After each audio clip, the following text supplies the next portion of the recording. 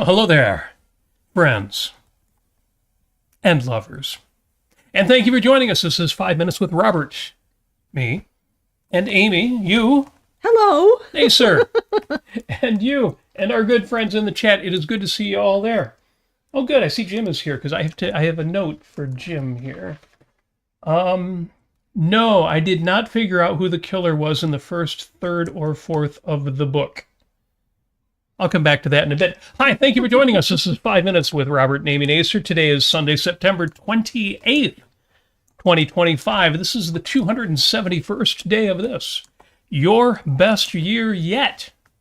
I'm loving it. After today, you've got 94 days left in this best year yet.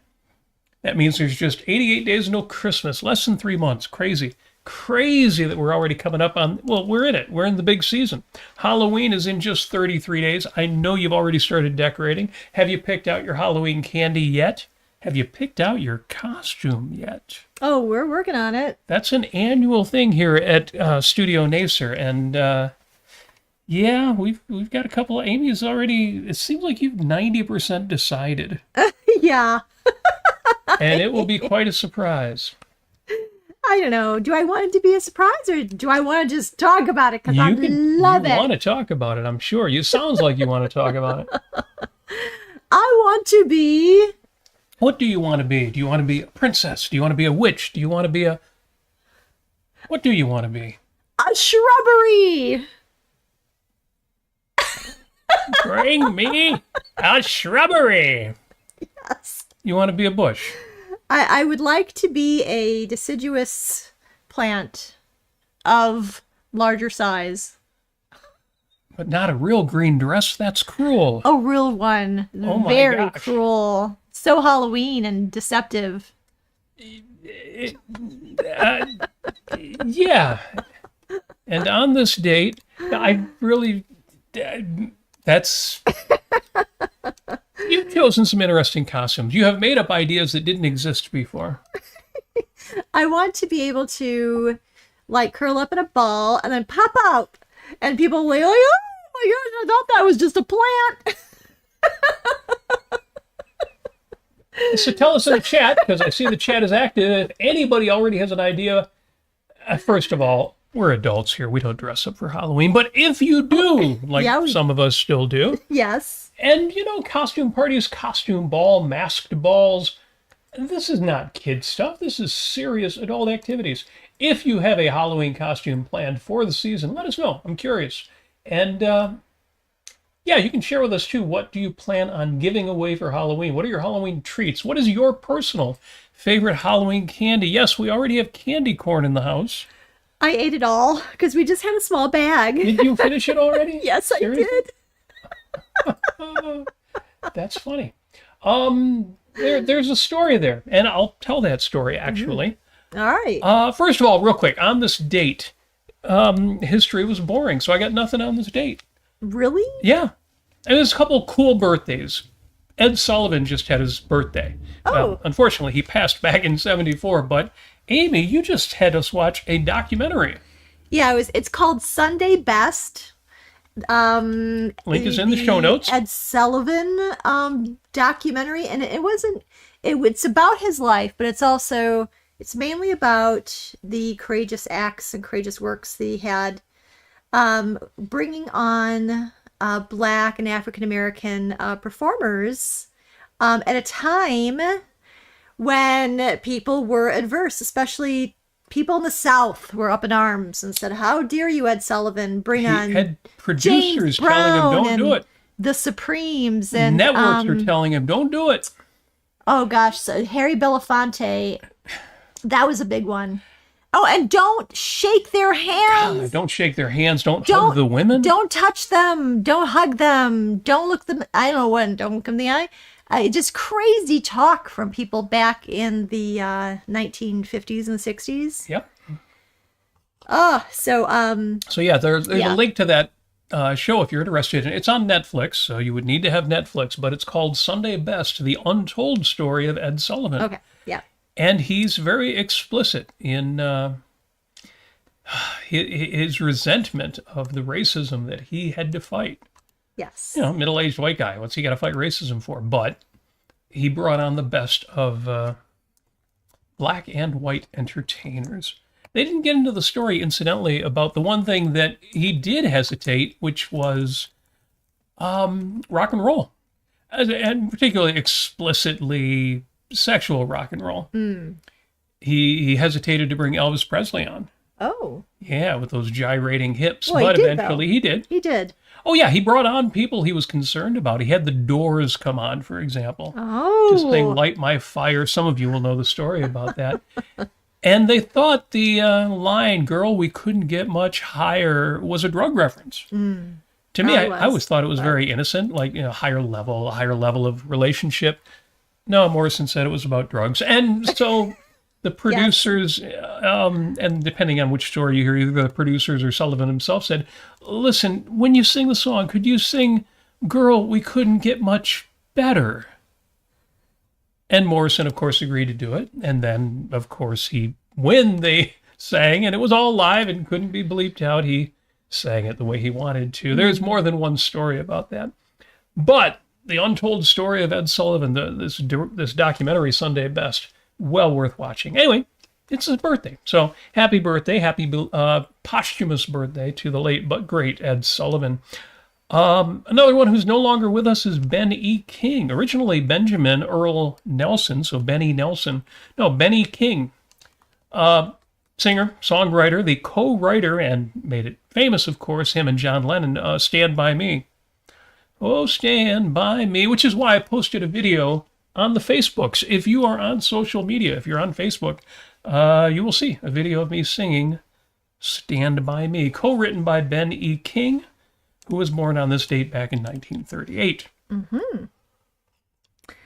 That video, incidentally, was produced for a guitar group that I'm in that's private, and none of you get to see all of the videos that I post. What? Unless you're in that group. What's it called? It's called the Guitar and Music Engaged Community, which is a really awkward name, but it also means nobody else is going to create a group with that exact same name. I mean, who would, right? So if you're in the Guitar and Music Engaged Community, and a huge shout out to those of you, a few friends I've made who are now friends outside the group, a huge shout out to all of you. It's a great group. It is a group. There's a lot of music groups out there, social media, Twitter, Facebook, all of them. And most of the groups, they'll share their stuff. And then there's all the criticism. Well, here's what you should have done. Oh, it's wrong to do this. Oh, you shouldn't flat pick that. You should finger pick that. Oh, you've got to be... And I get it. I get the concept, tough love is what makes musicians great. If you want to be Michael Jackson, even though it will destroy you in the end, you need tough love. If you want to be Prince, even though it'll kill you in the end, you've got to have high standards.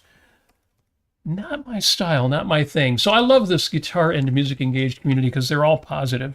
They wouldn't tell you if you had the most embarrassing, I was about to say something disgusting, but you get the idea. Anyway, that is why Benny King's Stand By Me is posted on my Facebook wall. Happy birthday. Happy posthumous birthday to the late Ben E. King. Somebody who is still with us, and I would not have thought this. Happy birthday. Happy 91st birthday to Brigitte Bardot. Yes, the actress and model and star of And God Created Woman. Yes. Had to get one in there, somebody who's still with us. So Brigitte Bardot is 91 years old today. It's also, now, here's where I want to get into the chat. And you're right, Tom, that is a great song. It's a fun song to sing. It's, 4 chords, real easy. But you can get into it because it's such a simple and great sentiment. It is National Neighbor Day. Oh, wow, how nice. So I have lived in the same house for years. We have lived in the same house for decades and knew nothing about our neighbors. We occasionally have cause to speak to somebody and find out something, or somebody might complain about something. Who knows? But we were just not neighborly, and we're still not super social with the neighborhood, but I now know the names of my neighbors, and I still don't know the names of their young children. We got to work on that. Well, I have posted an article that is linked in what I posted, nationalgoodneighborday.org, and I'm going to say you should do that. You should find out if you live someplace Whether you live in a neighborhood or a condominium or whatever, find out who your neighbors are and talk to them, and ideally, exchange information with them. I've only just recently starting letting neighbors know when I'm going to be out of town, for example. And they actually came back and let me know once. Oh, yeah, we're out of town this weekend, just so you know. It's kind of cool. It's kind of awesome. And yet in 2025, so many people just don't do that. It's just not a thing they do. It's become normal to be isolated. And I think we should have less of that. Less isolation, more reaching out. Find out who these people are. Only good things can come from it. I mean, other than that, but I don't want to do that part. But anytime you catch yourself thinking, but I don't want to do that, question it. I'm not saying you have to do a bunch of things you don't want to do, but get out of that comfort zone. Get out of that comfort zone. And the other national what is it today, and the last one that I'm going to mention after National Neighbor Day, there's a corresponding Good Neighbor Day too, celebrated presumably the same thing. These things all go together. But it is National Self-Awareness Day. Self-monitoring is a really good thing. It is. It is. Know thyself is the beginning of wisdom. And Socrates was right about that. Socrates. Socrates was right about that. The better part of wisdom is to know oneself. And I think all the Eastern philosophies say the same thing. So, know yourself. Know who you are. Be willing to look in the mirror. Be willing to be honest. Be willing, when you engage with other people, to bring yourself into the conversation. And I don't mean in a protective or braggadocious way, but in an open, honest way. That's power. In fact, we'll get into that in a bit. But next up, well, first let me do shameless self-promotion and what are we listening to this week. Amy, have you been listening to anything that you would like to share this week? No. Okay, good. Because then we can jump right to it. I know you've been enjoying a few things. One of your favorite comedians, for example? Which one? There's I forget his name now. It's the same Kevin James, but it's not Kevin James. Kevin James. It's the other Kevin James. Kevin James Thornton. Kevin James Thornton. Yeah, well, I always like him. I appreciate him. He is somebody you should check out. Yeah. Okay. Then let me jump to the first item I have under self-promotion. It's not self-promotion. Before we go on, let's just answer some things. Good. What's going on in the chat? Tom says that there's a video of Ed Sullivan praising Fidel. Well, Ed Sullivan, he had an interview with Fidel Castro a few days after the revolution in Cuba. Yes. It was kind of ridiculous. At the time when Castro stated that he wasn't actually a communist. He said, they said your army was communist and that you were communist, Sullivan replied. I've seen your army and they carry Bibles. Well, that's obviously... I guess he was also kind of ameliorated by the fact that Fidel Castro was a Catholic. And... he had ideals, and he was trying to make what was bad better. Yeah, I think it's a great question from Tom, because you could ask the same question about Americans' response to communism. Why did we have a red decade? Why did we have, at the same time as we had a Red Scare? Why did so many people fall for that? These idealistic people who said, we're going to make a nation that is better, it is more equal, takes care of the poor. We won't have any ghettos. We won't have any poor. We won't have any of those problems they have in America. Even the people who realized that was exaggerated, they didn't know. They just didn't know back then what it was all going to lead to.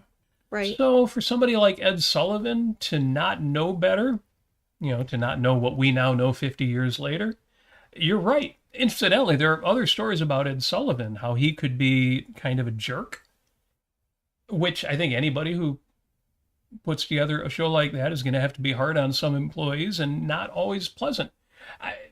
So I appreciate you bringing that into the conversation, because I know people who will, for example, watch an old television show like All in the Family. Mm-hmm. And you had the producer of Spinal Tap, the movie, playing a young, dopey liberal. Michael, he usually went by the nickname Meathead, which is what Archie Bunker called him.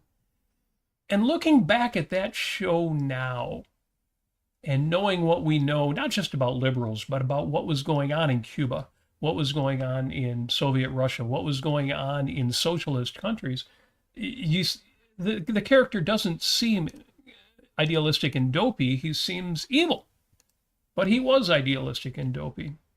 So, yeah, if Ed Sullivan didn't get it at a time when very few people got it, I get it.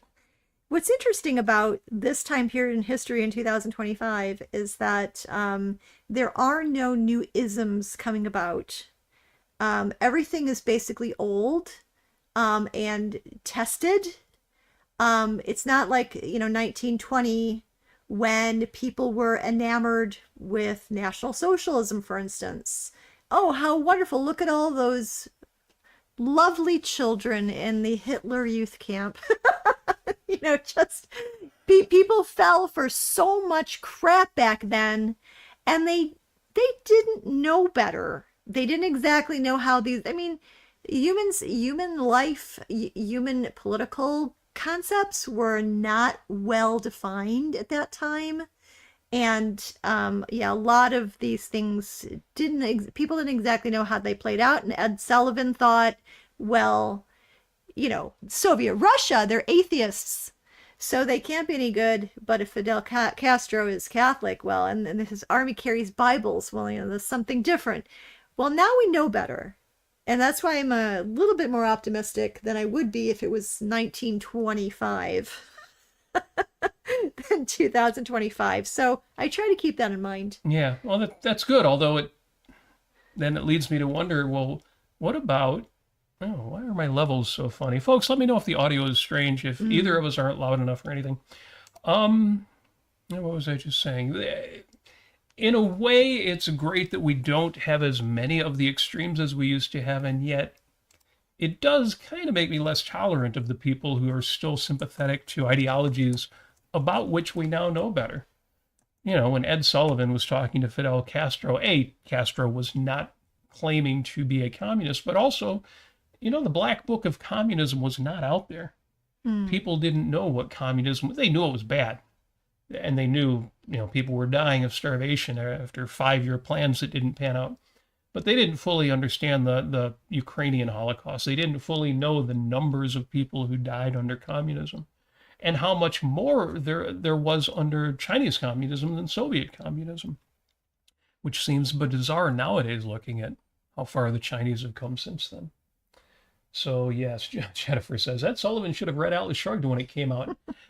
It's such a great point, because those of us who have read Ayn Rand are like, well, I don't think you should forgive anybody for not getting it after 1957. There's just no excuse at that point. Sadly, the way philosophy plays out is a little more complicated than that, but I totally agree, Jennifer. Ed Sullivan should have read Atlas Shrugged, and he should have taken it to heart and should not have made those kinds of mistakes. Yeah. How's my audio? Did anybody say? No, nobody said anything about the audio, so I guess it's not that bad. Yeah. And for some reason, my controls are saying it's way louder in the right channel than the left. And that usually would mean that your microphone is working and mine isn't. How odd. Yeah. I don't know. But again, folks, let me know. Anybody hear this? Let me know. Well, let me see. Oh, yeah, it is responding, so I guess it's working. Okay. Although we have noise cancellation turned on, so that might... Anyway, without getting too much into the technical part of that, thank you for mentioning that, because, again, I think context is everything, and the context in which Ed Sullivan was addressed, hopefully he learned, and PDQ pretty darn quick, that he was wrong in thinking that Fidel Castro was an idealist and was trying to do good things in Cuba. And it's not hard to see the mistake, because Castro probably thought he was trying to do good things in Cuba. Yeah. Most of these dictators, even if they have substantial amounts of power lust, at least conceptually or consciously, they believe they are fighting for the right thing. And, that it's worth breaking a whole bunch of eggs in order to make those omelets. Yeah, and again, if you have altruism as your only reference for morality, you are going to get bloodshed. Yes.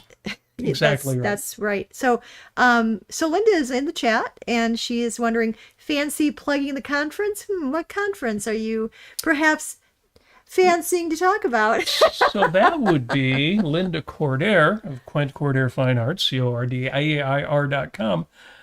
And the conference, I'm guessing she's talking about the Rand's Day conference in Florida next year? No. No, she's probably talking about OCON in New Orleans next year? No. No, wait. There's another one before then. What is it? Oh, wait, we're going to that conference. Oh, yeah, the end of Irreplaceable October. Spark Conference. Yes. I think it's October 25th and 26th. Of October, yeah.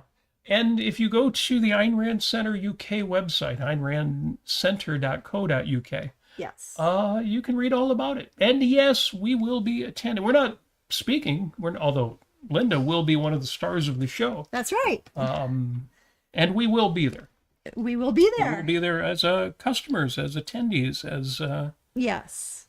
rank and file, just like many of you. Common stock. No. Yeah. Well, until we pull out the karaoke gear and put on a show. But it's true.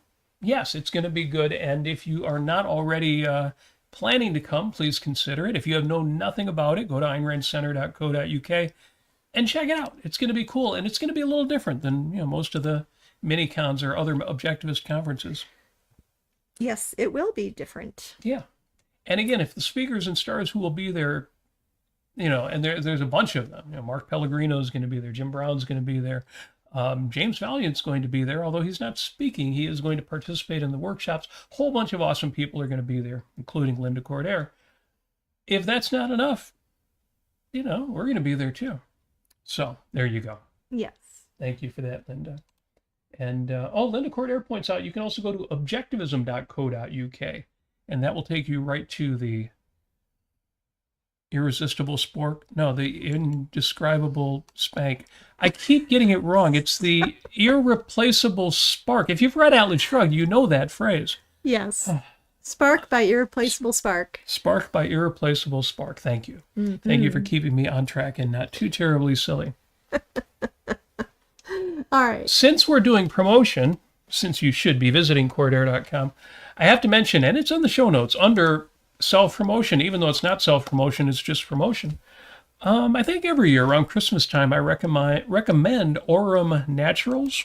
Yes. It's a company here in Michigan that makes the world's greatest candles, beeswax candles. Yes, all natural, 100% beeswax candles. Well, they yesterday smell like honey, and they smell like honey because they're made out of they're made by the same workers who make honey, the bees, that is.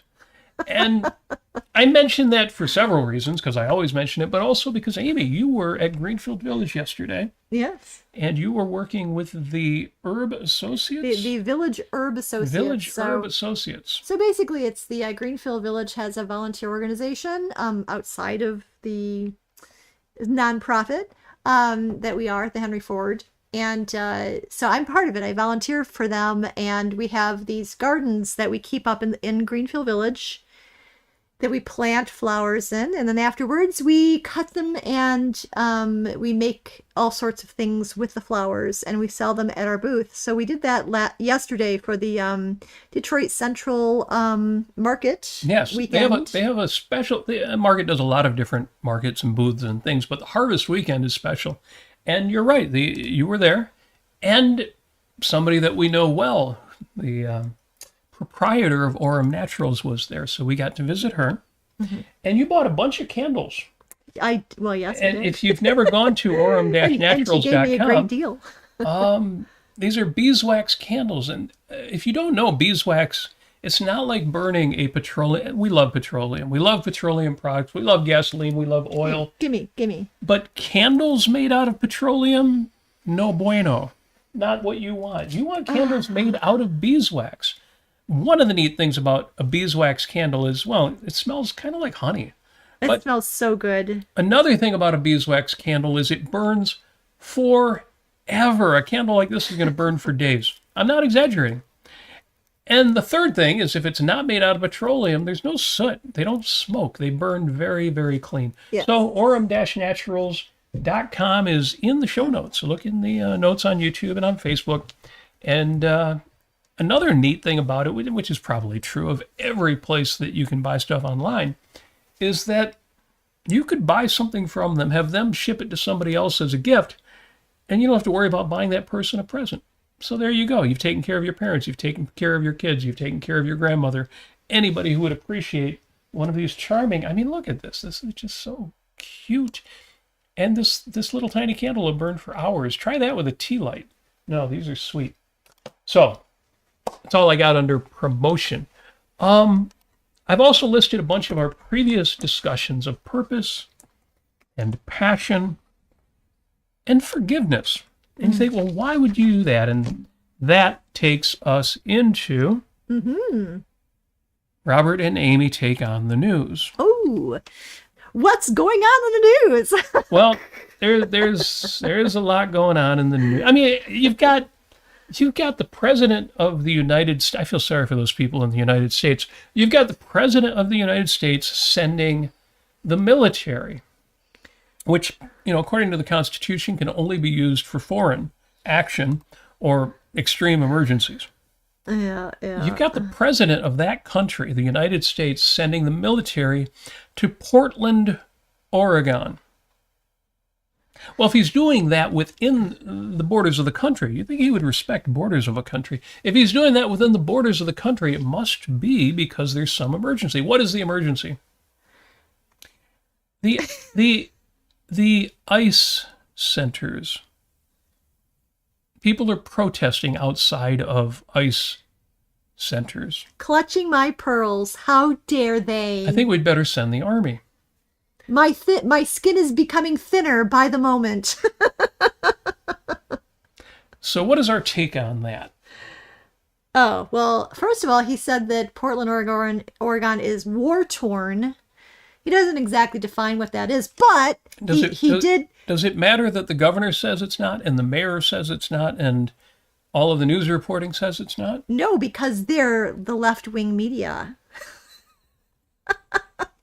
And what really is happening is that... What is really happening? Antifa, who is a hyper-organized group of terrorists, are there, and everything is completely out of hand, and they're ravaging the city of Portland. Ravaging. Sounds kind of sexy. Well, I guess that's not a good thing. And so Preezy McTrumpster is sending the military, the U.S. Army, well, the National Guard, to Portland, Oregon to keep ice safe.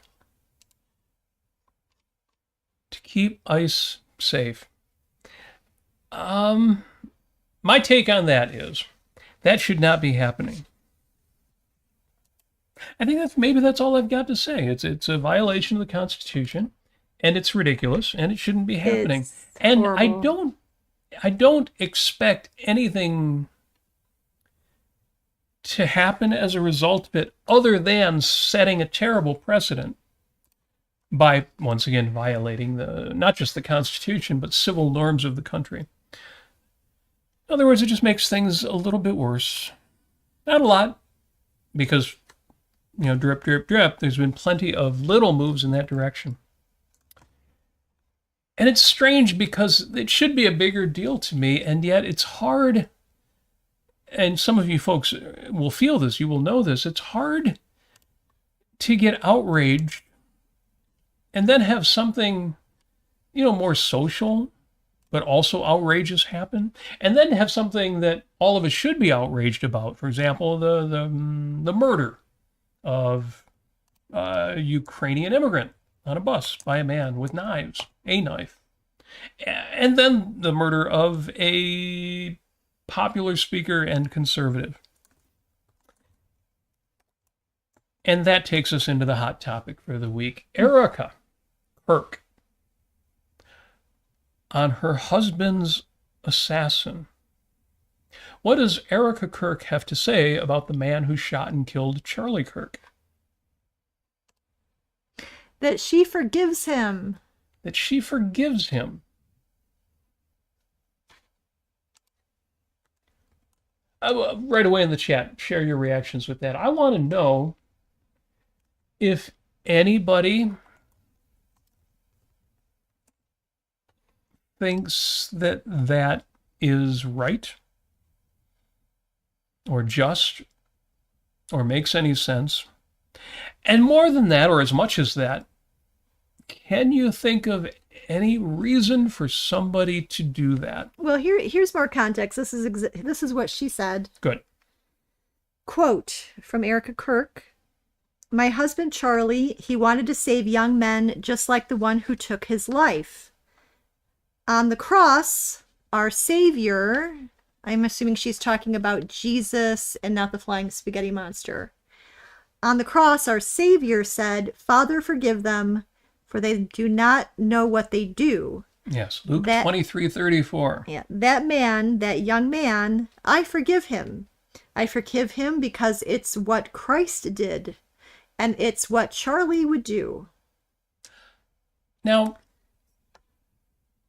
I'll give you my reaction to that, and I want to know what y'all think. And Amy, I want to know what you think. But there is so much wrong with that my initial reaction is, there's so much wrong with that.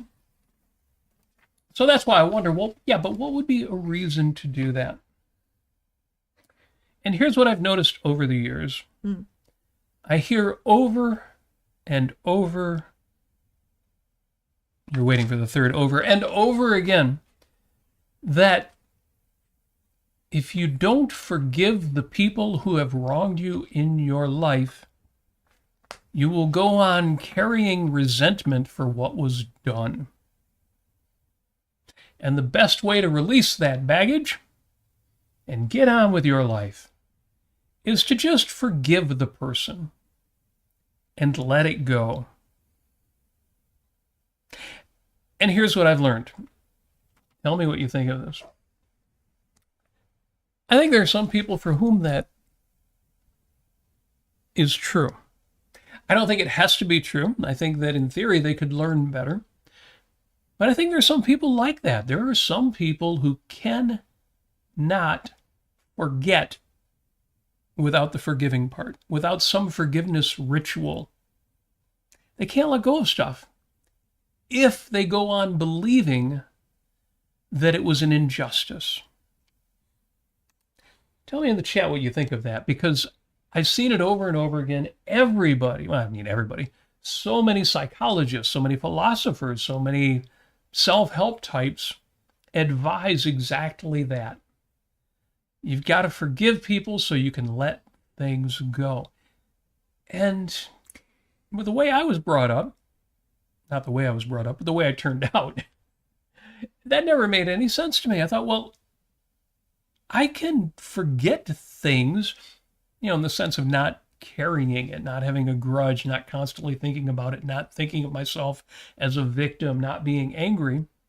I can forget without forgiving. And why is it that some people are unable to do that? I kind of get it and kind of not. What do you think? Well, I did a little bit of research before our show, and I went to YouTube and I typed in, what is forgiveness?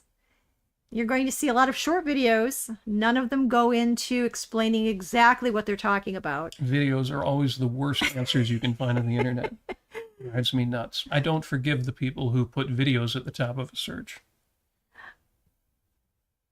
So I did that because I wanted to hear the tone of what the speaker was saying. Yes. Just to get a clue as to what are they really driving at. That's good. You have more patience than me.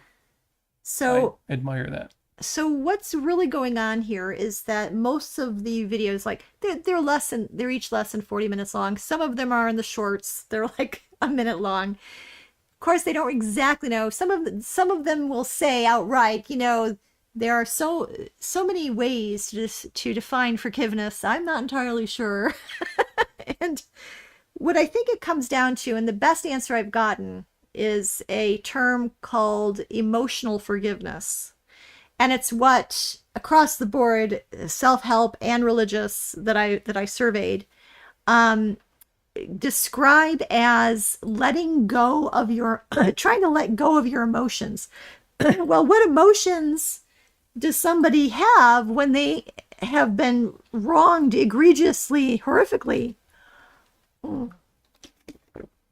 Excuse me. So what are they letting go?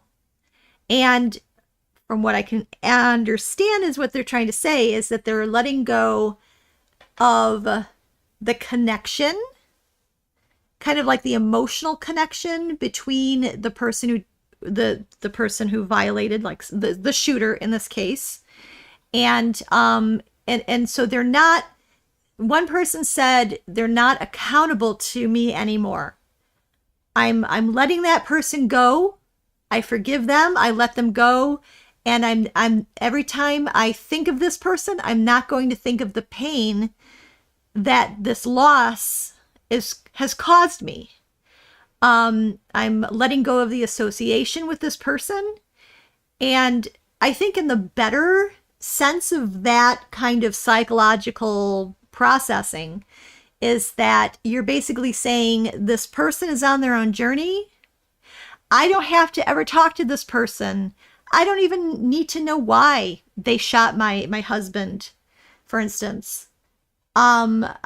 They could be Adam off the street somewhere. I don't really care who they are, and I don't care what their motivation was. It happened. And I'm not going to say, and they often say this. They say, well, I'm not going to forgive and forget. I'll always remember. And but in that kind of situation, they always say on YouTube that it's important to process this so that you're not holding on to the hatred for a person. You're breaking that connection. And you're not asking yourself questions like, gosh, does the shooter think about me and how he affected my family? What does the shooter think about this and that and the other thing? Is this shooter going to go on and become a better person? Is this, so, or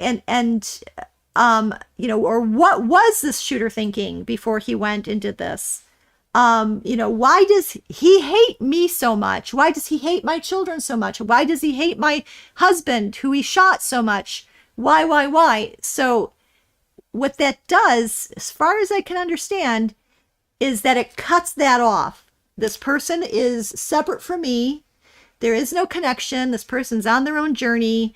I'm letting my mind be clear of these questions that I have no context for. I will never have context for, and I am at peace with the fact that I will never have answers, and I'm okay with not having these answers. I've done this, if you want to call that forgiveness. I don't call that forgiveness. I call that basically reassigning your relationship to that horrible monster, and putting them in your rearview window or your rearview mirror as you're driving away, speeding away from them, and you're living your life, and you're going to carry on. You're going to take inventory of your values. You're going to grieve your husband, what you need to do for that. You need to process all of that, but you don't need that extra baggage. And the way that I've explained it to myself, because I think as objectivists, we talk about the metaphysical versus the man-made, that sometimes when people are violent in that way, and you know what, their motivations aren't really that relevant. Them as human beings it's not relevant anymore that this person is a human being, because they have turned themselves into a non-human entity. They've turned themselves into a tornado or a hurricane or some other destructive force. The drooling beast. The drooling beast. and I'm going to assign them metaphysical significance of a natural disaster. And I'm not going to worry about what they think or what their motivation was. So that's a process. You can't just flip that switch, of course. You have to process through that. That's why I don't think, if I were in that situation, Robin says, if a loved one, somebody shot my loved one, I would not be able to just flip that switch and say, this person is metaphysically a tornado to me now. So forgiving somebody for that emotional forgiveness, as they would call it, is extremely hard to do. And I would say, try to get there, try to work through it. I think it's probably a good idea, but it's not forgiveness. It's not forgiving and forgetting. It's not thinking to yourself, well, the shooter is also God's child. I'm sure there's some good in him. And maybe I did something wrong. Maybe my husband, Charlie Kirk, did something wrong to make him do that. And I don't know, just there's so much wrong to the idea of, I'm going to love my enemies. I'm going to turn the other cheek. I'm going to have a relationship with the shooter. I'm going to talk to him about Jesus or whatever it may be. Don't do that to yourself. There is no value being sought there. And at this point, with Erica Kirk, this shooter is no longer a threat to her because he is jailed, and he'll probably be spending the rest of his life in prison. He's no longer a threat. And there's no reason for her to process this in a way of, let's see if I can't love my enemies. I hope that that's what she was not talking about. I hope she was thinking in terms of that emotional forgiveness, or that letting go, or this person is separate from me. I have no relationship. This person is on their own journey. I'm on my own, and that person is in my rearview mirror now, way back there. So I wish Erica Kirk the best in getting to that point. But there are some distinctions you need to be extremely clear about.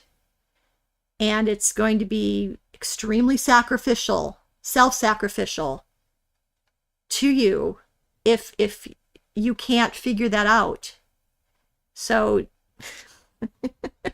I would advise against saying, without really excellent context, I forgive you, shooter. That was beyond the pale, and it's not a good example, and I don't think that's not good, being a good role model, in my opinion. Or I know that isn't. That opens the door for other abusers to be let in.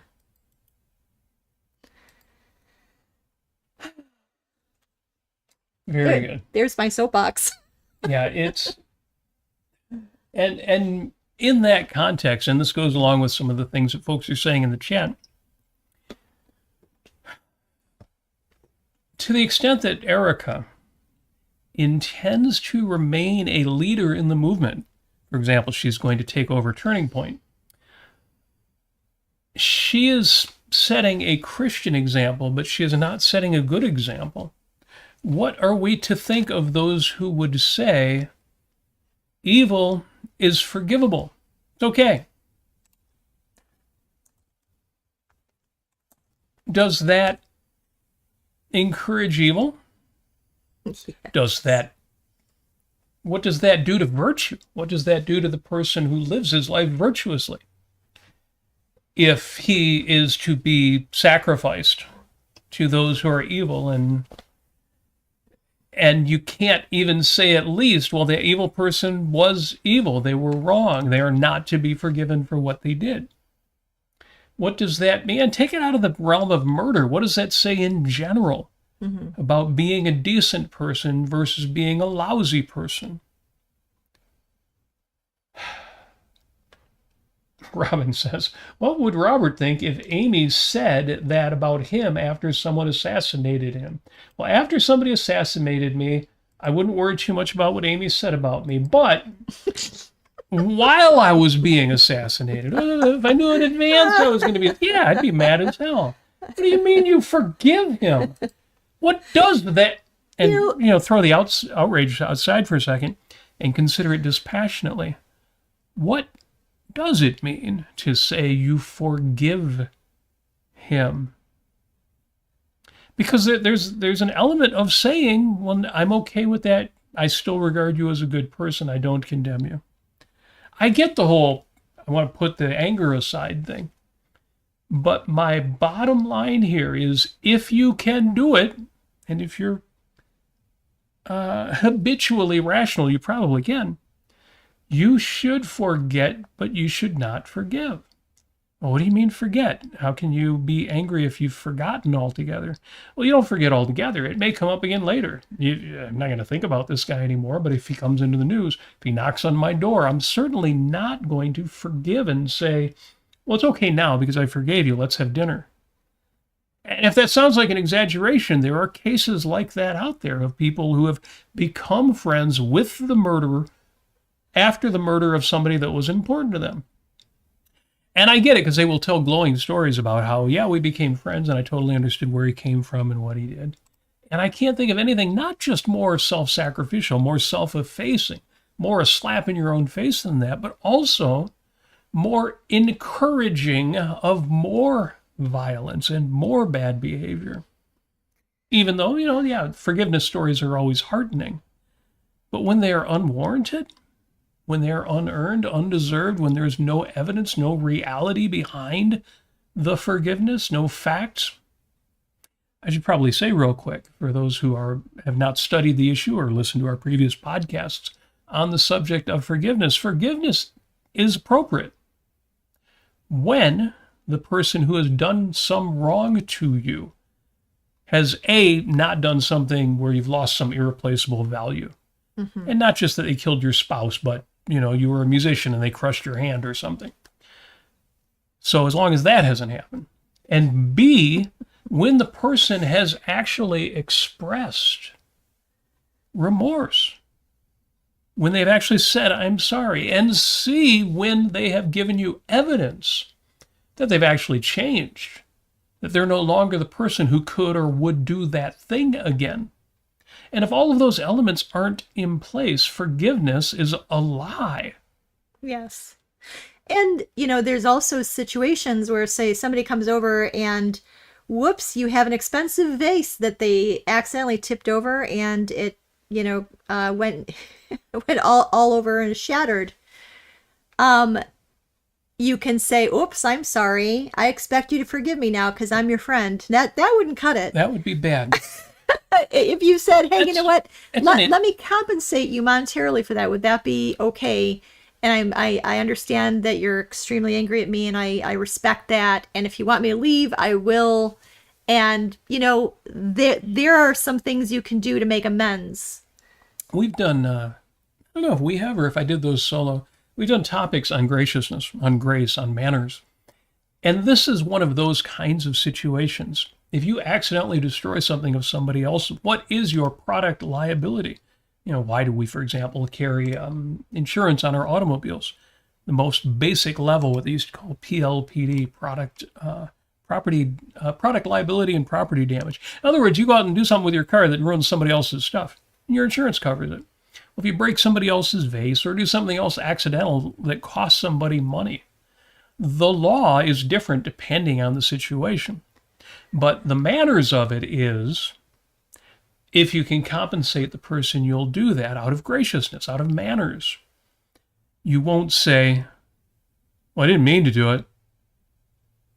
You might say, oh, I'm sorry, I didn't mean to do that. I'm so sorry. But the kind of person who would say, well, I didn't mean to do that, that person needs to get some self-esteem. That person needs to get some self-image. That person's got issues. Yeah. Likewise, the person who owned the device, the vase, the thing, whatever it was, can handle that situation with grace. And they may graciously accept recompense and, oh, yeah, if you could buy another one of those for me, I bought that at Marshall Fields, and they don't exist anymore, do they? I bought that at Amazon, and again, depending on the relationship, if it's a friendship, they might agree, I'm not going to make you or ask you to pay for that, or they might go half and half. Lots of possibilities, lots of options. The only issue is that you do this with good manners, with good grace, with good intent, with goodwill. Yes, and with that kind of thing, you talk through with good intent and goodwill. If somebody murdered your loved one, there is no possibility of good intent or goodwill there. And it's not your responsibility, as even if you're a Christian, it's not your responsibility to try to find if there was any goodness in that person that you can work with. That's not your responsibility. That forgiving that person, if that's what that means, is not your responsibility. As a matter of fact, that would be extreme. That would be self-destructive for you to do. So, again, it was very sad to see Erica Kirk up there on the podium. And I saw her. She was in tears when she said it. When I read this in the article just now, she was in tears. Yes. And she was distressed, emotionally distressed. Yeah, they were not good tears. This was and after she had said it, you could just watch the video if you care to. If you have the stomach for it, watch the video and you'll see. I looked at this woman, Erica Kirk, on television, and she had fire in her eyes. She looked like she wanted to. Well, she looked like she wanted to do some harm. Yeah. And that was incongruous with this, turn the other cheek, love thy enemy, forgive and forget. No. Yeah. Now, I got to say, in the context of grace and manners, you can forgive a lot if you are strong. And here by strong, I mean strong of character, strong in terms of your self-esteem. I always say that there's very few people who can hurt me. I'm kind of bulletproof in that way. So I can shrug a lot off. But at some point, it becomes an injustice. It becomes a wrong. And it's not just, it's an injustice, but I'm strong and I'm going to shrug it off. Because now you're encouraging that behavior. You can, if you are strong, you can forgive a lot. But there's a limit to that. Absolutely. Let me answer a couple questions in the chat, because we've kind of made the point, and this might flesh it out better. Let's see. Jim says, this is what I wish I could say to Erica Kirk. Mrs. Kirk, I know that you were simply acting in accordance with your Christian belief system, but I wish you hadn't said that you forgive your husband's killer. In my system of ideas, my philosophy, unqualified forgiveness has no place. It only gives a green light to continue on its path of destruction and death. Well said, Jim. Nice. Very nice. And Stephen asked an interesting question, and I know you asked this earlier on the socials too. It says, do you know about Nick Adenhart, the Angels pitcher who was killed by a drunk driver in 2009? The driver was actually convicted of murder. How could a drunk driver be convicted of murder? Well, the explanation is that he had been drunk driving in the past. Stephen goes on that if he drove under the influence again, he would be guilty of murder. Do you think that is a just result? Did he need the warning? Shouldn't every drunk driver be guilty of murder then?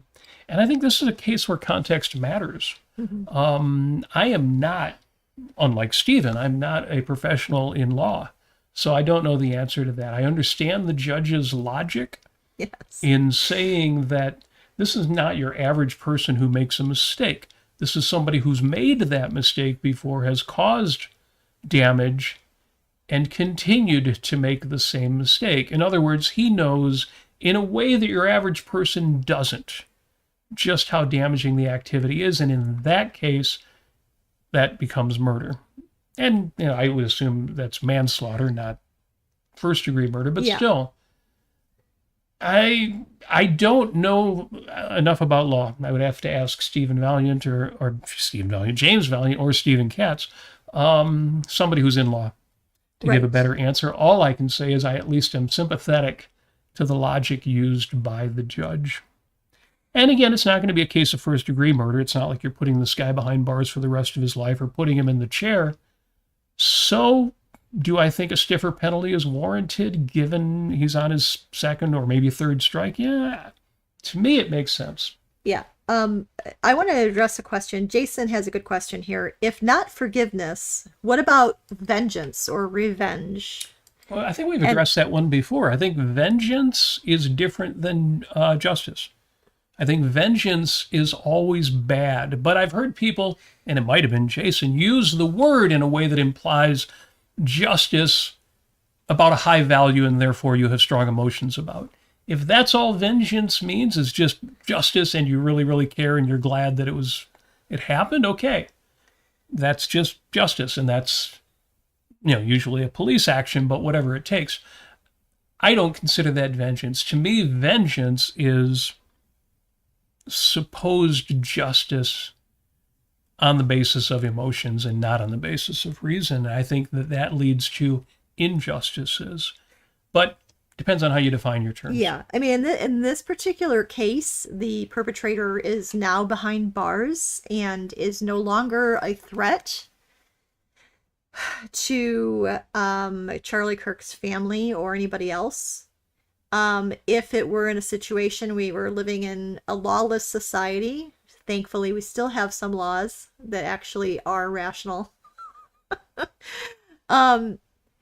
Then vengeance maybe, or trying to avenge your loved one or something. I don't know. But yeah, that's vigilante justice in this situation with Charlie Kirk, with his murder. It doesn't make any sense. Now we get to a question which YouTube actually asked me to hold back, which is interesting, but I kind of get it, and asked, do you want to show this? And this is Robin's question. And this really is even more than what I said earlier, kind of my take-home point here. Robin says, well, I think people can't hurt me that much. But in my daily life, it is death by 1,000 cuts, given how disappointing most people are. That ends up hurting me. Totally get that. And I've been there and I've felt that before. And the answer to that, the best answer I can give, I could give you a lot of answers in psychology and philosophy, and maybe I will, but the short answer is you need to move north of 8 Mile. Now that only makes sense if you're a Detroiter, but you want to create a life where that is not the case. And here, I'll show you, I'll put up the trees. For those of you who are watching this on YouTube or Facebook. And you mean my Halloween costume? No, we haven't gotten there yet. Haven't got that costume yet. Now I see that the audio is doing what it's supposed to do and not what it was, Jerry. Yeah, it switched. I wonder why. I don't know. What you see there on the screen, and for those of you listening to the audio version on Apple Podcasts or whatever, which is incidentally where I usually listen to it if I re-listen to an episode. These trees are at Tree Runners in West Bloomfield, Michigan. Yes. And I mentioned 8 Mile Road. Those of you who are fans of Eminem know what 8 Mile is. It's the road that divides the city of Detroit from the northern suburbs. Oakland County from Wayne County. Yes. Yes. And Macomb County, but Macomb County's more like upriver, downriver. Mm-hmm. Tree Runners in West Bloomfield. There's some of these down south. I think there's like 3 in Kentucky. But there are similar places under different brand names too. This is an aerial obstacle course. And between these different platforms in the trees, which run anywhere from 10 to 30 feet up in the air, are different obstacle courses. They're hard to see in this picture, but there are steps and chains and ropes and all sorts of crazy things, and a whole bunch of zip lines too. Yes, all kinds of torture devices. And the interesting thing about Tree Runners, which again is up on Maple Road, 15 miles, 7 miles north of 8 Mile Road, is the kids who work there. And I call them kids because they're young. They're young adults. They're very young. And these are people who run this obstacle course where you strap into a harness. So if you're 30 feet in the air, you're on a kind of harness that keeps you from ever even if you wanted to, falling out of the trees, and teach you how to use them and teach you how all the different elements, the different obstacles work. And they're just the nicest people in the world. I wish I had a picture of them to show you, but you can look up the Tree Runners website online. And some of these obstacles are really crazy. There was one. I'll put the video up. Why not? All right. We're on one of the harder courses, the second hardest courses they offer, the blue level courses. And it wasn't that hard. We got through it. Some of them were hard, walking Some of them were over logs that are only kind of suspended by ropes. right, and you're just constantly it's completely uneven in all four directions, and you're just basically it's sort of like surfing. Yeah, some of them are weird the first time you do them. You can't figure out, what am I supposed to do here? There's one where you sit on a rope with a knot at the end, and you just sit there and you glide across to the next tree. And the first time you do it, you're like, am I going to fall off of this? It's very weird. But the strangest one of all is you're in a tree, you're 30 feet or 20 feet, whatever, above the ground. And you're on a platform and you jump off the platform.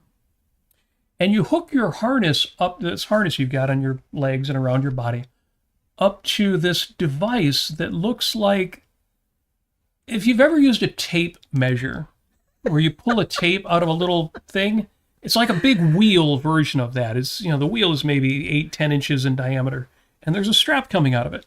Yeah. And you hook your harness up to this strap, and then you jump. You just jump off the tree.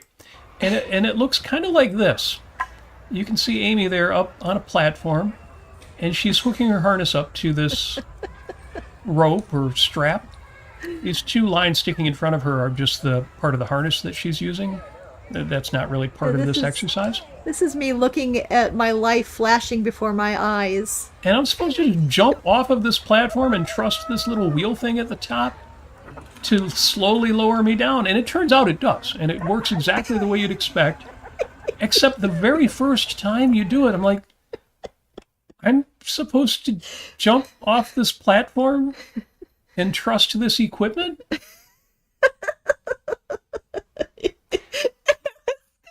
Easy. Oh my God. So that was today, folks. That was before I leapt to my death. I said, Geronimo! And then I went down, and it took me about 6 feet, like with the actual speed of gravity, going down. And then it caught me, because I knew it would. Yeah, there's a governor in there and a centrifuge that keeps it from coming down fast. And then it kind of gently, like a leaf on the wind going down from a tree, going down. But by the time I got down, I could not unhook myself because my hands were shaking so bad. Yeah, that's the amazing thing. You said it wasn't that crazy jumping off. It wasn't that crazy coming down. It was afterward that you're like... Yeah, my amygdala, cortisol, lizard brain, whatever, kicked in. And it just like, it screamed, danger, danger at me. And I said, it's over, it's okay. And then it didn't listen to me, so I had to sit down for a while. Yeah. Yeah. Oh my gosh, that was so wild. And Robert did the same thing right before me, by the way. And I was probably more jittery about jumping off the platform than you were. Well, because you went first, I went second. Well, maybe it helped that you saw me do it. So crazy. And the only reason I mentioned Tree Runners, other than I love sharing stories about it, is the people there who run it. Yes. When I got up on that platform, up in that tree, and I hooked everything, I knew I had everything right. And I think I had seen like one kid do that in a previous visit, so I knew that, okay, that is how it's supposed to work. But I actually had to call one of the staff members over, not to rescue me, although they will if you need that, but just to say, I've got this all hooked up. Am I really just supposed to jump off this tree? And the guy's like, yeah, and he understood. He's like, yeah, that's exactly what you're going to do. So I did. It was cool. And the reason I mention it, and Robin's already commenting because he realizes where we're going with this, sometimes you've got to go north of 8 Mile to find not just good people, but places where everybody's good. Yeah, they're all good. There's not a surly bunch in the customers or the workers there. And so what if I got into some like, Jim Jones kind of cult where people are actually nice? I mean, there's a mix, obviously you can tell from the people there. So they're just normal people and they're decent people. And those people are out there, and you don't have to go north of 8 Mile if you're in Southeast Michigan, but if you go to Tree Runners up at 15 Mile, it is a good thing. Oh, it is so wonderful. People there are so lovely and so smiley, so happy to help. We actually had this one really lovely young lady tell us how much she loved working there and that she didn't feel like it was a job. And she was so well-spoken, so intelligent, helpful, considerate. I mean, it was wonderful. It's a great place. And I might have my birthday there next April if they're open early enough. That would be cool. That would be very cool. I'm going to bring all of my Glow friends with me and try to get them up on the harness and do zip lines and things. Oh my God. Dan Norton is in the chat and says, YouTube has changed its policy. You only need 500 subscribers to take super chats. Yes. Thank you for that update, Dan. I was about to mention your show, actually, because I've got 2 pages of notes on that. In relation to what Robin was talking about, folks, if you're not already listening to Dan Norton, if you think this show is conversational and casual, listen to Dan Norton, because he will actually read off what you write in the chat. Sometimes everything in the chat, but at least the interesting things in the chat. And we'll have insights about them and share it all. And Dan will do shows. We talk sometimes about our 5-minute show here, and sometimes it runs over an hour like it is tonight. And Dan will do show. Dan, you had a marathon show the other night. I think it was your longest show. It ran 6 or 7 hours. Outrageous. I was kind of in and out a few times. And he had someone on there who was really challenged. They were talking about gender dysphoria and transsexuals, and somebody on who was facing some of those challenges, and he had reached a point which reminded me of my own. No, I wasn't a transsexual, but when I dropped religion as a teenager and got that whole existentialist ennui, I didn't call myself an existentialist, but that sense of, well, if there's no higher being out there, or realm, or something after we die, or some higher authority to tell us what to do, then everything's arbitrary. You could just do whatever you want and it wouldn't matter. Now, you can do whatever you want, or at least whatever in reality is possible, but it turns out the whole idea that and it doesn't matter doesn't make sense. It's just I was brought up for so long to think for it to matter, well, then it had to be pleasing to my parents. Or if not my parents, pleasing to kids in the neighborhood, friends. Or if not them, pleasing to a higher power of some kind. And if you're brought up on that, it can take a lot of time for you to make that switch to saying, well, it does need to matter. I do need to have a purpose. But the person to whom it matters is me and anybody that I care about. That's a tough switch. Took me some time. I totally get it if this person out there who is facing gender dysphoria and all of the challenges, some people like to think, oh, well, if you're trans, you're in, you're cool, and, people do that just to be cool and to kind of exert power over people who are trying to judge them. And yeah, I get it. You saw those outrageous people out there in the transsexual community and thought, that's the way. No, most people who are facing this stuff, they got really hard times. And this person that Dan was talking to was going through really hard times. And I get it. We have we have friends and people, friends online too, who, for example, who are gay. And you think, oh, that's got to be a lot easier than being transsexual. Maybe, but not a lot. I mean, the point is, really you're not just facing prejudice, or somebody else, I don't like you because you're gay. You're facing all sorts of challenges and obstacles just having the kind of social life that you want. I get it. It's hard. It can be hard. I know other people who, no, it's not hard. It wasn't hard at all. I don't understand the whole gay pride thing. I'm gay and I thought it was easy. Never had any problems. I get that too. And I believe that's true. Some people face more obstacles than others. My point is, life is hard, and it can be very hard to put yourself in a place where it's mostly good. But there are strategies you can use, and those are the things that we want to offer. For example, I know people who care a lot about what's happening in politics right now. And not in an eager way of saying, I want to write letters and I want to speak out and I want to do things and I want to fight whoever, Donald Trump or Nancy Pelosi, or pick your poison. But I know other people who really care, even though they can't do anything or aren't doing anything. But it's still, even though it's not actually a part of their lives, matters. It really matters. And how much that stuff matters to you is far, far more a choice than you realize. I hate what's happening in politics right now in the United States. And I hate a lot of what's happening in politics around the world. And when I think about politics, it does matter to me. And there are certain actions that I take and organizations I support to do something about that. And then beyond that point, I play guitar, I play piano, I go to the museum, I go to tree runners and hop around in the trees, and I spend time with people. I'm not social enough. I should spend more time with people. Of course, I have a wife I spend a lot of time with, but friends of ours, and I do enjoy entertainment, but that doesn't mean listening to Fox News or anybody talking about politics. That means actual books and films. And speaking of books, I said that I would answer this from Jim real quick.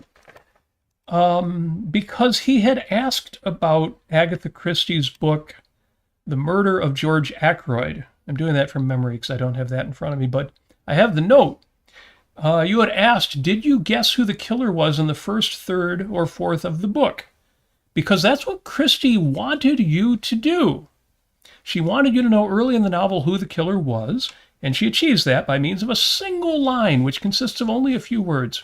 It completely throws you. You're thinking, what? Well, the murderer could not have been this person, but it obviously is. So to the answer to your question, which I told you at the time I hadn't read the book, I've read the book now. I didn't get it. I mean, I didn't guess it. And I guessed it a little early, like maybe before the halfway point, but only because I remembered I had already seen the episode of Poirot, the television series with David Suchet. Based on the book. Now, they changed it up a lot in the television episode versus the book, but once I put two and two together, I realized who the murderer was. So the answer to your question is no, I didn't get it. And that's usually the case.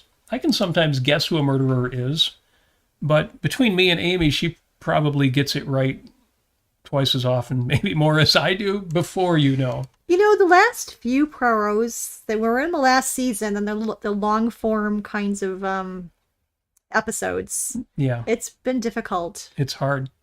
Yeah, if you're watching that series, if you've never seen that series, it started out more episodic. The episodes were under an hour in length. They were like TV shows. And then halfway through, they switched to making them movie length. Yeah. Anywhere from an hour 15 to an hour 45. So I decided I would read that book just out of curiosity to see what does your question even mean. And then that led to all of it. So thank you. Thank you for... It's good if somebody actually gets you to read a book, because we don't read books enough anymore. We can take all that stuff in on Audible, or we can take it in on, TV shows. So thank you for that. So yeah, I have a lot to say about this topic of forgiveness. I have a lot to say about what Robin's asking about. I do think we need to right-size the news and the neighbors and all of the disvalues in our life. I am the last person to tell you, ignore the news, or ignore your neighbors, or ignore your relatives who are a disappointment to you, or people you've tried to make friends with who it didn't work. I'm the last person to tell you, shrug that off. All I want you to do with the news and with family and with everything else is right size it. Give it the weight that it deserves. That's hard. I'm not saying it's easy, but give it the weight that it deserves. And figure out what your values are. What do you want? No, not how do you wish other people would act. but what do you want in your life? And then try to get a little bit at a time, and then maybe a little more of that. Decide what matters. And if you don't know what matters, for example, on Dan's show the other day, the guy just felt like nothing mattered. He didn't have any values anymore. There are strategies for that too. Just ask yourself, well, what was the last thing you did care about? What was the last thing that had an impact on you, that got you choked up, or that made your goosebumps? They call frizzen. They made their hair stand up on end. What was the last thing you saw, that you listened to, the last piece of music that made you cry? And if nothing makes you feel any of that anymore, go back to what used to do that. What did you care about when you were younger?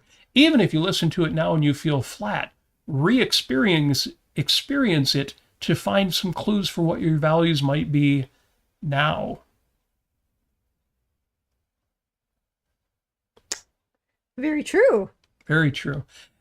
And again, all of this is strategies that I do, that I use, because none of this is automatic for me.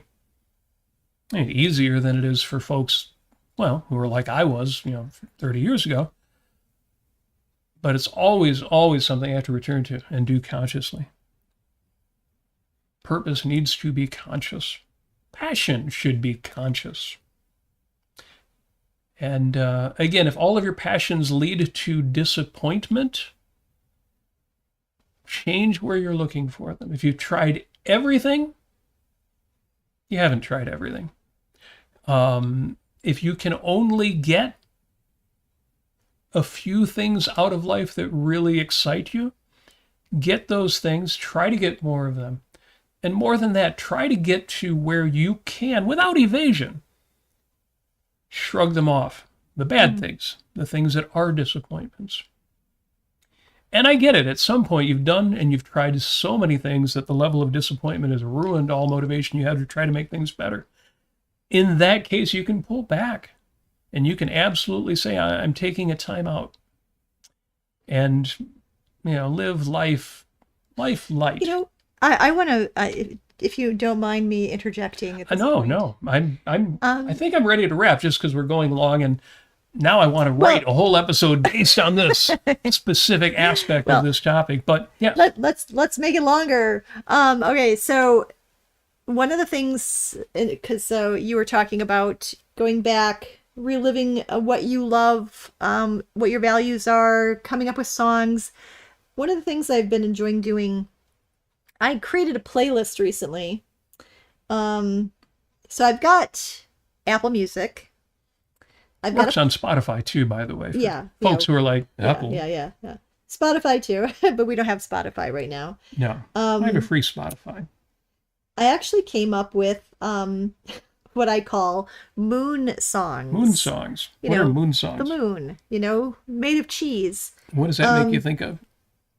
So the first moon song ever that existed in my life was when I was about 9 years old.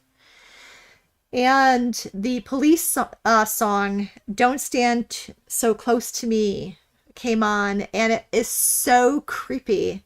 It is creepy. Not the whole Lolita thing. Get rid of that in context entirely. It's the music.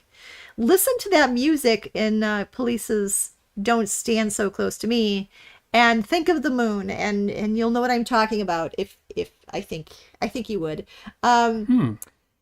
It sounds like it's music from the moon. It's kind of creepy. It's far away. It's distant. It's got that sort of ska, like slow ska guitar going on that sounds very echoey, and that very deep bass sound that sounds kind of like infrasound or something. It's really, really creepy, but I like it.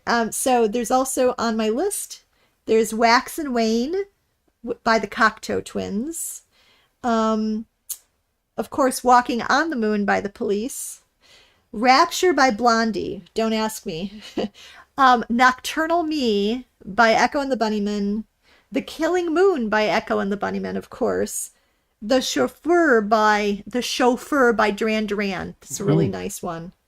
And other ones like There Is a Light That Never Goes Out by the Smiths and Twist and Crawl by the So what English does Beat. this playlist do for you? It gives me feelings of happy creepiness. Happy creepiness. Hmm. like really visceral sort of it's nighttime. You feel like you're 9 years old and you have a limitless expanse of time in front of you, and you're just feeling the I don't know, the moon push and pull, and you just get that visceral sort of summer nighttime sense. That's all I can do to explain that, but think of music in that way. Think of music as in terms of what you get out of it viscerally. Yeah. When I was young, I vaguely remember there was a thing called comic books. I know they're still out there. There are still comic books. But when I was young, we didn't worry about kids spending too much time on the internet because there was no internet. Al Gore hadn't invented it yet. No, it was comic books that were going to rot out the kids' brains. We were wasting our time on comic books, and eventually it became television, the boob tube. Television was, remember when televisions had picture tubes in them? The boob tube, the television was going to rot out our brains and watching too. And cheap dime store novels, of course.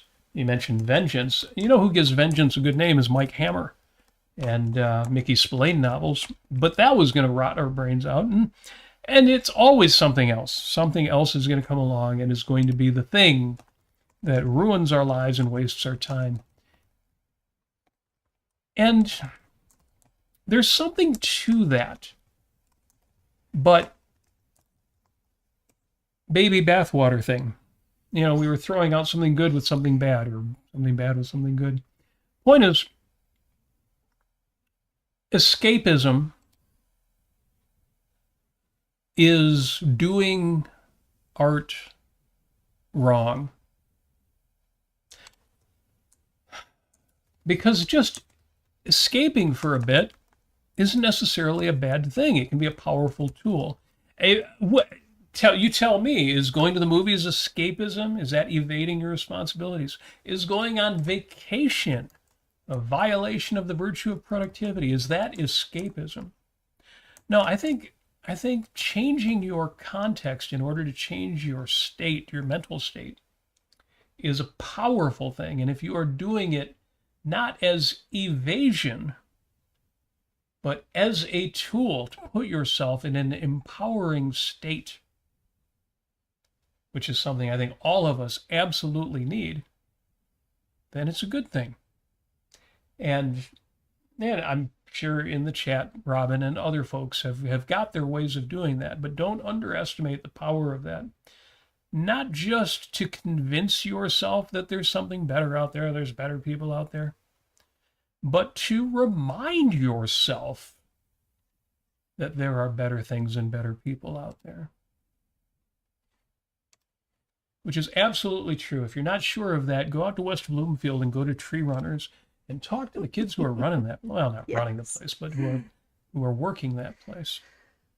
That was a great morning. It was a great morning. Gosh. You know, going to the Aurum Naturals booth at Greenfield Village, but not just Aurum Naturals, all of the booths at Greenfield Village, you're just reminded of all the good people out there. Greenfield Village is one of those places where you never encounter malice.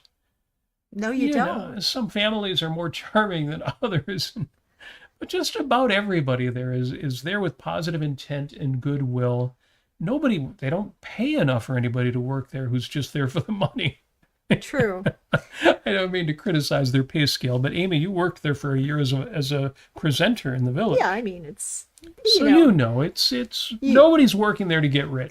They're Yeah. working there because they love it. Yes. And those are the best kind of people to be around. Now, you might go to Greenfield Village and say to one of the presenters, say, wearing a cotton dress in the style of 1850, "Have you read Ayn Rand?" Now, that might not be the best way to bring out the best in somebody. Yeah. And if that's what you want, You know, then you're prepare to be disappointed. There are places to talk philosophy with folks. But if you just want to be around good people doing good things and who are willing to do good things with you and for you, those places are out there in quantity. Yes. And I have one last thought about this. A lot of us are admirers or use Ayn Rand's ideas to better our lives. I'm going to say, take it a step forward in your life and make Ayn Rand of value. Like, oh yeah, no, I don't go to church. I actually benefit a lot from Ayn Rand's ideas. And you can find those in Atlas Shrugged and the Fountainhead if you're interested. Be casual about Ayn Rand. I mean, sometimes I call them the objectivist jitters. I go in front of people and I feel like, oh no, if I mention Ayn Rand, then I'll be disappointed because they're going to tell me how much they hate her and blah, blah, blah. Don't assume that. Please don't assume that. No, never assume the worst. Right. I know people who say a pessimist is never disappointed because he always expects the worst. The problem with a pessimist is he's miserable. No, optimism is the way to go. You will occasionally be disappointed, but you'll be happy. I ran into a coworker who I worked with a long, long time ago at an advertising agency. I ran into her yesterday. And she just casually mentioned that how much she really enjoyed reading Ayn Rand. And we didn't get into a long, deep discussion about Ayn Rand. I think I mentioned, oh yeah, I've read Atlas Shrugged over 20 times. And she's like, yeah, I must have read it almost as many times. And, we didn't have to validate.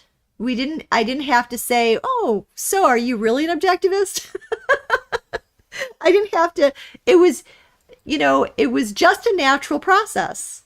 Ayn Rand is a value to so many people. Don't worry about the people who haven't discovered her value yet. Value Ayn Rand, value her ideas, value her books. They're fun. And, make it part of your life in that way. Yeah, the question isn't, are you part of Ayn Rand's army?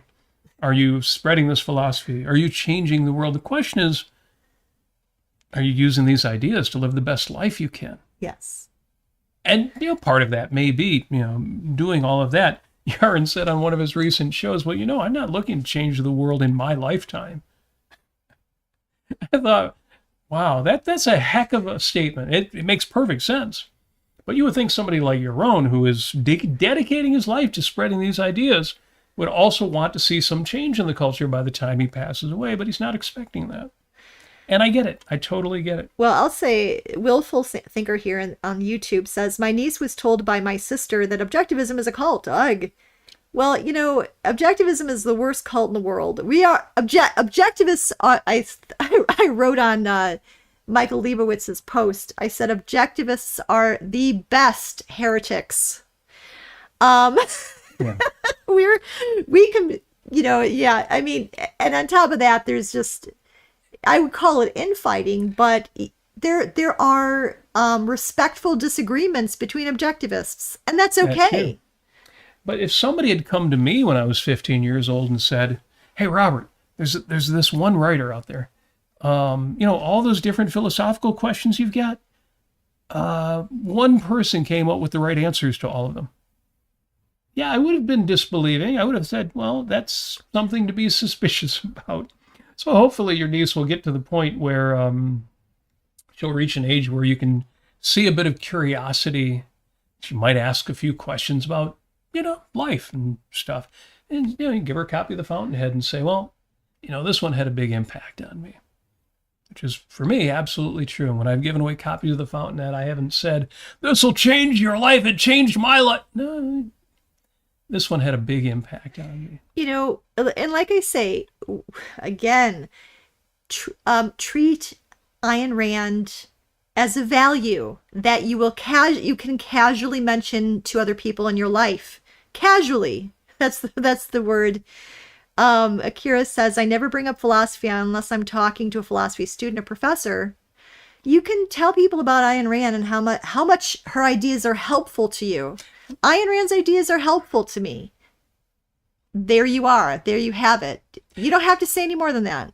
And I have to say, I think I said it earlier, but I'm going to say it again because it's my Post-it note of the week.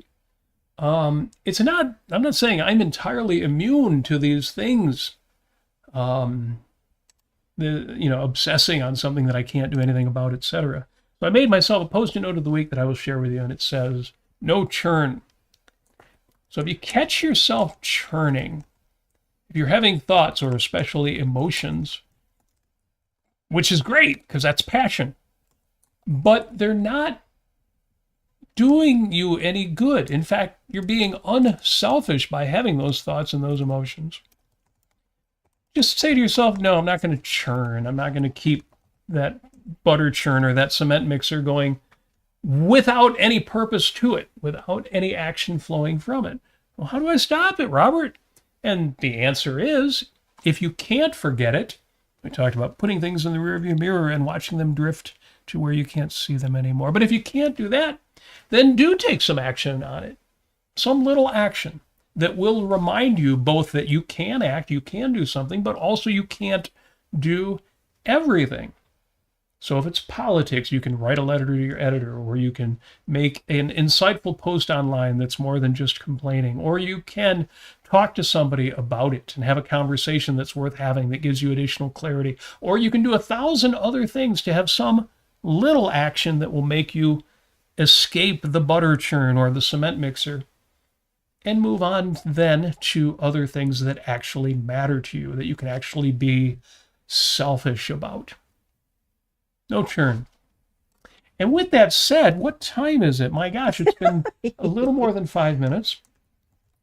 And a whole bunch of you have stuck with us. Now, I shouldn't be surprised because, we mentioned Dan had a record-breaking show this week. But I'm not going to try to get you all to stick with us for 6 hours tonight. What I'm going to do is I'm going to say thank you. Thank you for joining us and for supporting us.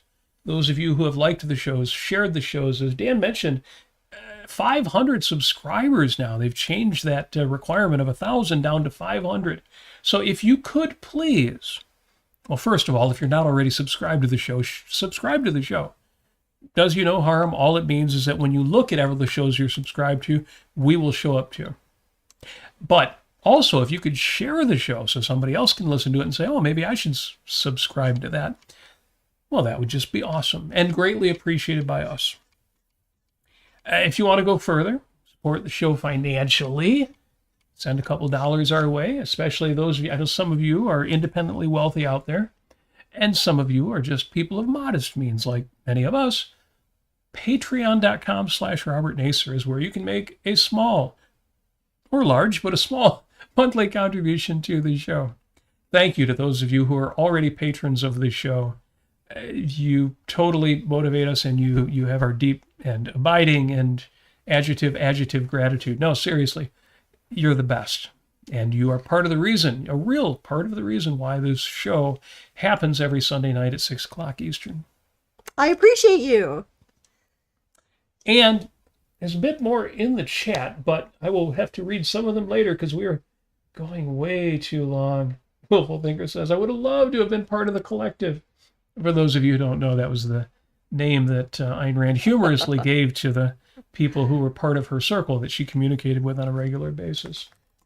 Followed her ideas. I thought about a t-shirt that reads, I am the Zionist entity, just for laughs. But I don't want to get my car keyed or worse. Yeah, it's a heck of a world we live in. Jason says, great show, got to run for my shingles vaccination part 2 and 10% discounts at Safeway. Good luck with the vaccination. I have not done a shingles vax yet, and I'm at that age where I probably should. We both need to schedule 2 vacation days, so or I need to. Thank you for the reminders. For that. Tom says, great show. Folks, thank you for the compliments. Again, it means a lot to us that you watch or listen at all, but especially that you stick around until the very end. With that said, that's all I'm going to do. I'm going to wish you all of the success that you so richly deserve. I know you do, because people not of goodwill don't sit through a show like this. No, you are the best audience in podcasting. And for that reason, I am going to wish you a big, huge, heaping helping, irresistible sporkful of love.